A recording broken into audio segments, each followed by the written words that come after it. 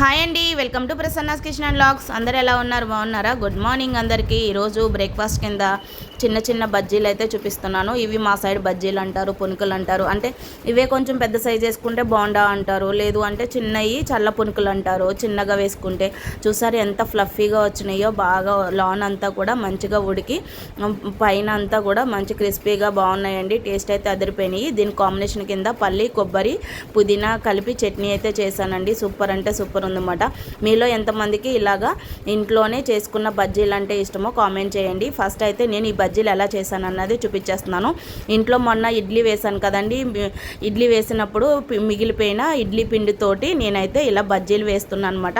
కొంచెం మిగిలిపోయింది పిండి మిగిలిపోతే దీంట్లోకి మైదా పిండి వాడకుండా ఆటా పిండి అయితే వాడుతున్నానండి. గోధుమ పిండి వేసాను. గోధుమ పిండి వేసినాక కొంచెం ఉప్పు, అలాగే జీలకర్ర, కొంచెం నూనె మనకి తగినంత వేసుకుని దీంట్లోనే దోసపిండి కూడా ఉందండి. దోశలు వేసుకున్నాను నిన్న. దోశలు వేసిన పిండి కూడా మిగిలితే వేద్దామని కొంచెం ఒక స్పూన్ అయితే దోసపిండి కూడా వేసానండి.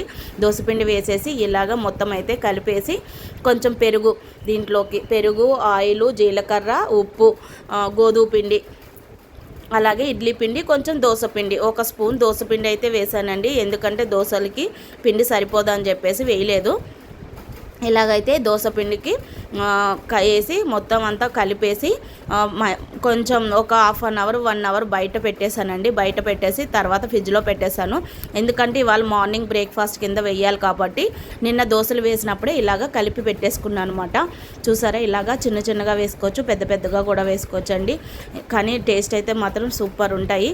మీలో ఎంతమంది ఇలా చేస్తారో కామెంట్ చేయండి. నచ్చితే లైక్ చేయండి, షేర్ చేయండి, ఛానల్ని సబ్స్క్రైబ్ చేసుకొని సపోర్ట్ చేయండి. ఒకసారి అయితే ఇలాగ గోధుమ పిండితో బజ్జీలు ట్రై చేయండి. Thank you for watching.